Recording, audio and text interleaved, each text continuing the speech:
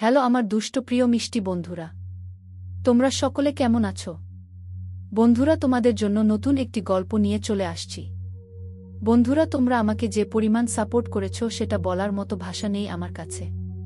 বন্ধুরা, গল্পটি না টেনে শেষ পর্যন্ত দেখলে আশা করি তোমাদের দাঁড়িয়ে যাবে এবং তোমরা হাতের কাজ করতে বাধ্য হবে। চলুন বন্ধুরা, গল্পটি শুরু করি। ৪২ বছর বয়সে রীতিমতো বিব্রত অবস্থায় বসে আছি পাত্রীপক্ষের সামনে। আমার কানের দুপাশে উকি দেয়া কাঁচা পাকা চুলে আজ মা যদিও কল্প লাগিয়ে দিয়েছেন বলে আরও বেশি বিব্রত লাগছে।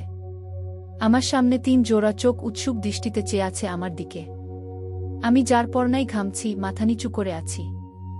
বাবা মারা যাওয়ার পর সংসারের হাল ধরতে গিয়ে, ছোট ভাই বোনদের মানুষ করতে গিয়ে মেঘে মেঘে যখন বেলা বয়ে যাচ্ছিল তখনই বুঝতে পেরেছিলাম, কিন্তু স্বার্থপরের মতো নিজের চাহিদার কথা জানান দিতে পারিনি। ছোট বোন ৩টার বিয়ে দিয়ে নিজে সংসার করব ভেবে রেখেছি, কিন্তু মায়ের আবদার ছোট ভাইটার যেন একটা গতি করে দেই। বিয়ে করে ফেললে পরের মেয়ের মন্ত্রণায় পড়ে যাব। বাবা হারা মায়ের ছোট ছেলেটা জলে ভেসে যাবে। অবশেষে ভাইয়ের চাকরি হতেই শুনলাম সে গোপনে বছরখানেক আগেই বিয়ে করে ফেলেছে। মনে মনে হাসলাম। হায়, কি বিচিত্র পৃথিবী! সবাই নিজের মতো গুছিয়ে নিয়েছে নিজেদের, একমাত্র আমি অগোছালো রয়ে গেলাম। ততদিনে আমার ৪০ পার হয়ে গেছে। সিদ্ধান্ত নিয়ে ফেলেছি মনে মনে বিয়ে আর করব না। কিন্তু এখন মা আমার জন্য পাত্রী খুঁজছেন। বহুভাবে বুঝিয়েছি, কিন্তু মা গো ধরে বসে আছেন। আজকে একেবারে নাছোড়বান্দা হয়ে আমাকে নিয়ে এসেছেন পাত্রীর বাড়ি। পাত্রী ২৩ বছর বয়সী। উচ্চ মাধ্যমিক পাশের পর তার আর পড়াশোনা হয়নি। বাবা কাপড় ব্যবসায়ী। পাত্রীর নাম সানজিদা আক্তার সাজু। ১ ভাই ২ বোনের মধ্যে সবার ছোট। বড় বোনের বিয়ে হয়ে গেছে, ভাই মধ্যপ্রাচ্যে থাকে। সাজুর মা শয্যাশায়ী বহু বছর ধরে। বড় বোন জামাই সহ ওদের বাড়িতে থাকে। ওর দুলাভাই মসজিদের ইমামতি করেন। বর্তমানে আমার সামনে বসে আছেন সাজুর বাবা আব্দুস সালাম, সাজু এবং সাজুর বড় বোন নাজু। আমার সাথে আমার মা এবং ঘটক। কনে দেখার এক ফাঁকে আমাদের একান্তে কথা বলার সুযোগ দিতে চাইলেন সাজুর বাবা। আমার মা একটু গাইগুই করলেও যুগের চাহিদা হিসেবে মেনে নিলেন। নিজের অর্ধেক বয়সী এই মেয়ের সাথে কি কথা বলবো আমি ভেবে পাচ্ছি না। সাজুদের বাড়িটা মফস্বলে। সেমিপাকা বাড়ির সামনে এক টুকরো উঠোন। উঠোনের বাম পাশে ছোট একটা বাগান। বাগানের সামনে 2টো চেয়ার পেতে দেয়া হলো। প্রথমে আমিই কথা বললাম। আপনার কিছু জিজ্ঞেস করার থাকলে জিজ্ঞেস করতে পারেন। আপনার বয়স শুনেছি ৩৫, এটা কি সত্যি? কে বলেছে? ঘটক। হ্যাঁ, তবে আপনার মা ও নাকি বাবাকে বলেছেন আপনার বয়স ৩৫। আপনার কি মনে হয়? হবে হয়তো। আমি তো জানি না। আপনাকে দেখে মনে হয় বয়স আরও কম। আচ্ছা, আপনি এতদিন বিয়ে করেননি কেন? আপনার ছোট ভাই বোনরা তো অনেক আগেই সংসার পেতেছে। নাকি পছন্দের কাউকে পাননি? পরিবার সামলাতে সামলাতে কখন এত বয়স হলো টের পাইনি। আপনার পরিবার চেষ্টা করেনি? আমি মৃদু হেসে তাকে পাল্টা প্রশ্ন করলাম। আপনার নাম তো সানজিদা। আমাকে সবাই সাজু ডাকে। সাজু। আমি মিথ্যা বলতে পারি না। আমার বয়স ৪২। সে কিছুটা অবাক চোখে আমার দিকে তাকিয়ে বলল, কি বলছেন? হ্যাঁ। এটা জানার পর আপনার আপত্তি থাকলে বলতে পারবেন। এটা পরিবারের বড়রা সিদ্ধান্ত নেবে, আমি আর কি বলবো। একটা কথা জিজ্ঞেস করি? জি, বলুন। আপনি ওভাবে ঘামছিলেন কেন? আপনি কি অসুস্থ? আসলে আমি একটু বিব্রত বোধ করছি। এর আগে আমি কখনো আনুষ্ঠানিকভাবে পাত্রী দেখতে যাইনি। কেমন যেন অদ্ভুত লাগছে এবং একটু লজ্জাও। এই বয়সে পাত্রী দেখতে আসা বিব্রতকর। সে মুখে হাত দিয়ে ফিক করে হেসে ফেল। তার হাসিতে শিশুসুলভ সারল্য এখনো আছে। হঠাৎ করে মনে হলো মেয়েটার সাথে বিয়ে হলে রোজ ভোরবেলা এমন হাসি দেখার সুযোগ হতো। আবার মনে হলো আমাদের মধ্যে বয়সের বিস্তর ব্যবধান। এই ব্যবধান আসলেই কি পেরোনো সম্ভব? টুকটাক কথার পরে আমরা নেমে গেলাম। নেমে আসতেই মা জিজ্ঞেস করল, মেয়ে কেমন দেখলাম? আমি বললাম আমার পছন্দ হয়েছে। বিদায় নেয়ার সময় সাজুর বাবা জানালেন তিনি তার ছেলের সাথে যোগাযোগ করে সিদ্ধান্ত জানাবেন। সাধারণত এসব কথা ছেলে পক্ষ থেকে বলা হয়। এই ক্ষেত্রে আমি একটু দুর্বল প্রার্থী, না হলে ঘাটতি একটা বয়স। বড় বাজারে আমার মুরগির দোকান আছে। শিক্ষাগত যোগ্যতা কোনোমতে বিয়ে পাশ, কিন্তু বয়স বেশি। সপ্তাহ খানেক পরে ওরা জবাব দিল পাত্রের বয়স বেশি, তাই ওরা রাজি না। আমিও মাকে স্পষ্ট জানিয়ে দিলাম আমি বিয়ে আর করব না। এই বয়সে এসে লোকে সংসারে ব্যস্ত থাকে, আর আমি বিয়ের পাত্রী খুঁজছি। মা তারপরও অনেক পাত্রীর ছবি বায়োডাটা দিল, কিন্তু ইচ্ছে হলো না। একদিন খবর পেলাম সাজুর বিয়ে হয়ে যাচ্ছে। আমি কেন জানি না মাঝে মাঝে সাজুর খবর রাখতে চাইতাম। আমার জীবন আবার আগের মতোই চলতে লাগল, কিন্তু মনোজগতে বিশাল একটা পরিবর্তন হল। সারাদিন আমি কাজের ব্যস্ততায় কাটালেও রাতে ঘরে ফিরলেই মনে হয় সাজু আমার পাশে আছে। এক কাল্পনিক আবেশে থাকি। এইটুকু সুখ নিয়ে আমি ভালোই আছি। মাঝে মাঝে ভাবি ভালোই হলো, আমার অর্ধেক বয়স পার করে এসে বিয়ে হলে অ্যাডজাস্ট করতেও সমস্যা হতো। 5 বছর পর সাজুর সাথে হঠাৎ দেখ শপিং মলে। আমি জুতা দেখছিলাম রুবাইয়ের জন্য। রুবাই আমার 3.5 বছরের মেয়ে। রাস্তার পাশে ডাস্টবিনে আমি কুড়িয়ে পাই। পরে আইনি প্রক্রিয়া সম্পন্ন করে ওকে দত্তক নিই। যেদিন রুবাইকে আনলাম মা আমার দিকে কেমন করে যেন তাকাল। তারপর বলল, আর কত যে পাগলামি করবি বুঝি না। তারপর বেশ কয়েকদিন আমার সাথে ঝগড়া করে ছোট ভাইয়ের সাথে চলে গেল। সেই থেকে মেয়েকে নিয়ে আমি একাই থাকি।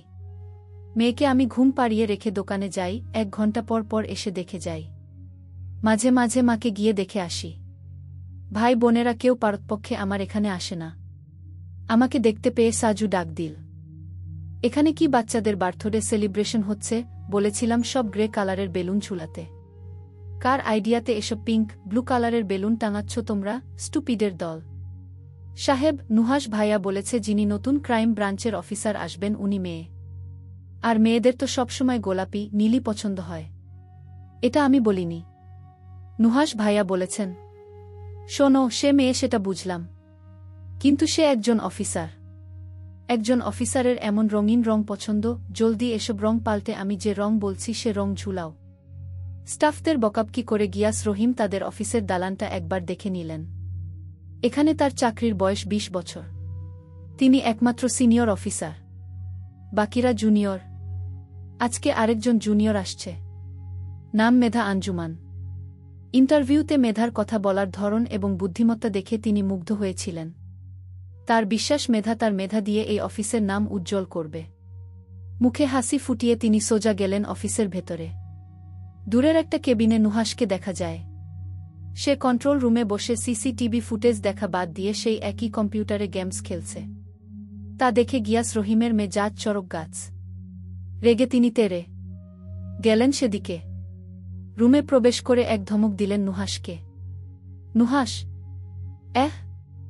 ইয়ে মানে হ্যাঁ স্যার। Good morning. তুমি কি করছো এখানে? বাহিরের কর্মচারীরা ঠিকঠাক কাজ করছে কিনা সেসব দেখছি। আফটার অল আমার ডিউটি তো এটাও স্যার।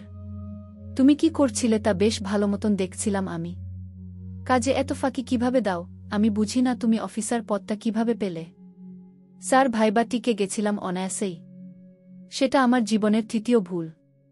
তোমাকে একটা সহজ প্রশ্ন করেছিলাম, বাচ্চার ফিডারের ছিপি লক হয়ে গেলে বাচ্চা কিভাবে দুধ খাবে? আর আমি বলেছিলাম তার মা থাকতে ফিডারের কি দরকার। হে হে, নট সো ফানি। ডেকোরেশনের লোকদের ভুলভাল কাজ করতে দিচ্ছ কেন? মিস মেধা আসবেন আজকে। তাকে দেখে তোমার কি মনে হয় সে গোলাপি নীল বেলুন দেখে খুশি হবে? ক্রাইম ব্রাঞ্চের অফিসারদের এগুলো দিয়ে আমন্ত্রণ জানানো হয়, স্টুপিড কোথাকার। আমি তো উনাকে দেখিনি, তাই জানি না। আচ্ছা বলছি কালো বেলুন ঝুলাতে। শাট আপ, শোক দিবস পালন হচ্ছে, আশ্চর্য। আচ্ছা শাওন কোথায়? ওর তো দেরি হবার কথা না। তাহলে আজ এত দেরি কেন? আজকে নতুন একটা কেস এসেছে। কাল রাতে রেদওয়ান চৌধুরীর রহস্যময় মৃত্যু ঘটেছিল কিনা দেখেছিলাম নিউজে। বেচারা, তার বুকে যে তিনি মেরেছেন তার কথাও বলতে পারলাম না, কারণ বুকে সমেত সে নিজেই খুন হয়েছে। তো সেই কেসটা আমাদের ঘাড়ে এসে পড়েছে নাকি? জি স্যার। শাওন কেসটাকে হাতে নিয়েছে নাকি আমাকে দেখতে হবে? দেখতে গেলেও কি আমি তোমাদের উপরই দায়িত্বটা গছিয়ে দেব? কি মামনি, কেউ পাখা কেটে দিল নাকি? আহারে মাম্মিটার হাত ভাঙ্গা রে, ডানাকাটা পড়ি রে। মেধা রিকশা পাচ্ছিল না বলে এই রোদের ভেতর হেঁটে যাচ্ছিল অফিসে। কিছু বখাটের কথা শুনে পেছনে তাকালো সে। ছেলেগুলো দাঁত কেলিয়ে ওকে দেখছে। হাবভাব দেখে মনে হয় না শুধু ডিস্টার্ব করবে। হাতে স্টিলের ব্রেসলেট, নাকে বালি, ব্রুতে বালি, জিহ্বাতে বালি। উঠিয়ে নেওয়ার চেষ্টা করবে 100% শিওর। তাছাড়া দেখে মনে হয় কোনো গ্যাংয়ের আওতাভুক্ত এই দল। একজন তো বলেই দিল আজ একে উঠানো যাক। হাত ভাঙ্গা, এক মোড়ই কাত হয়ে যাবে। তার মানে আমার আগে আরও কজনকে উঠিয়েছে। হুন্নম, অপহরণ কেস। মেধা চুপ করে ওদের দিকে তাকিয়ে আছে। রাস্তার ওপাশে শাওন গাড়ি থামিয়ে নেমেছে সবে। ছেলেগুলো টিজিং করছে দেখে এগিয়ে আসছে সে। গাড়ির ভেতরে থেকে দেখছিল সব। আচ্ছামত ধুলাই দেবে।